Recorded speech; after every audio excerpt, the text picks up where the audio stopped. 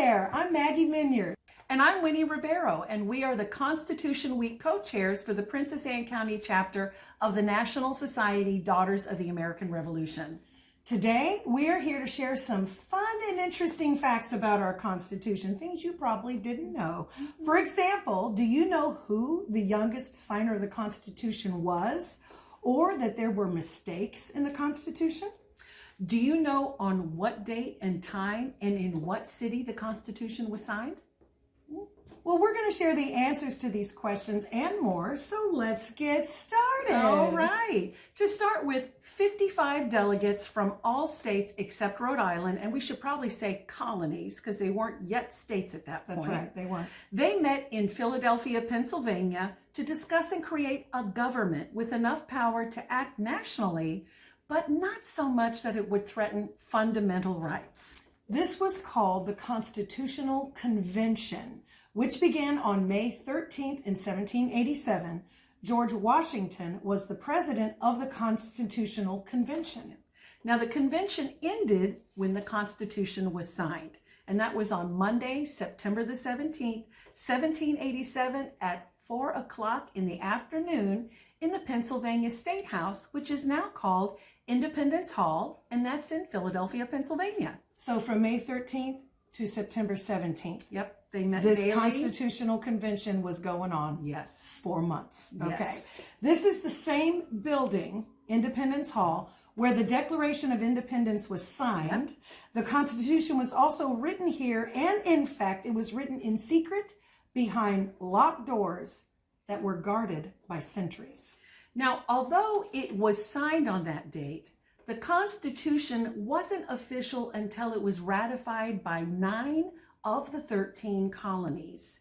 Now, Delaware was the very first colony or state to ratify the Constitution.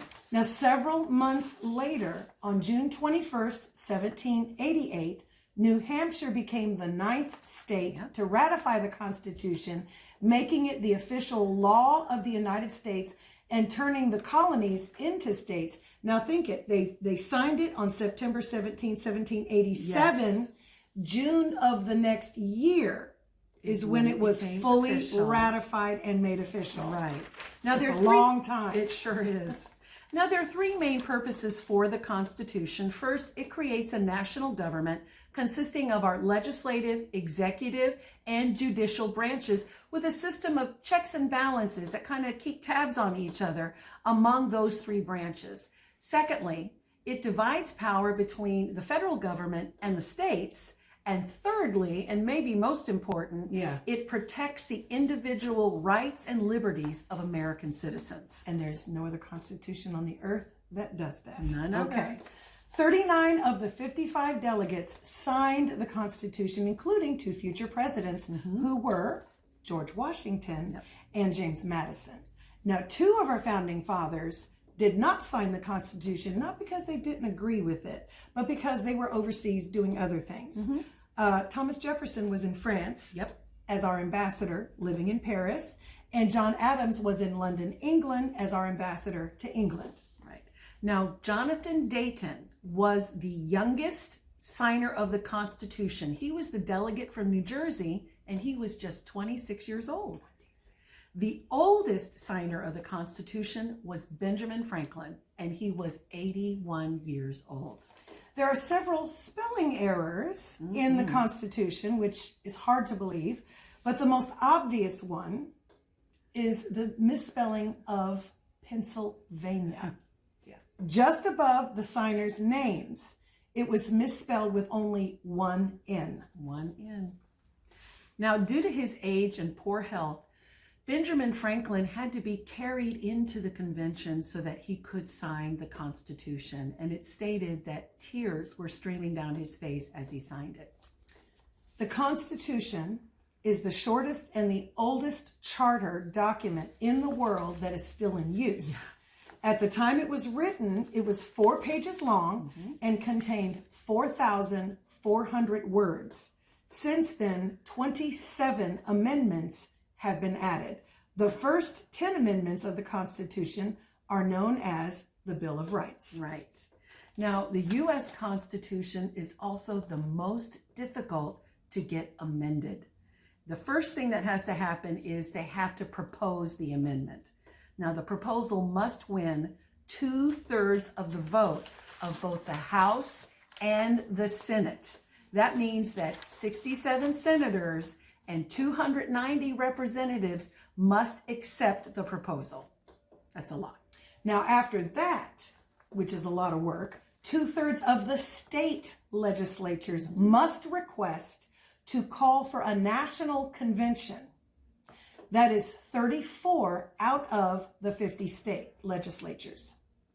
Once the proposal makes it to a national convention, then 3/4 of all the states must ratify the amendment before it becomes part of the Constitution. That's 38 out of 50 states. It sounds like it's tough, isn't it? It's a lot of work. It is.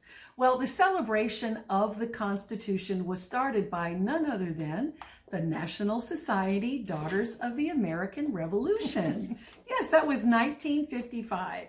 The NSDAR petitioned Congress to set aside the week of September 17th to the 23rd annually, specifically dedicated for the observance of Constitution Week. Because it's the best on earth and we absolutely love it. Yes. Now, the resolution was later adopted by the U.S. Congress and signed into public law on August 2nd, 1956 by President Dwight D. Eisenhower.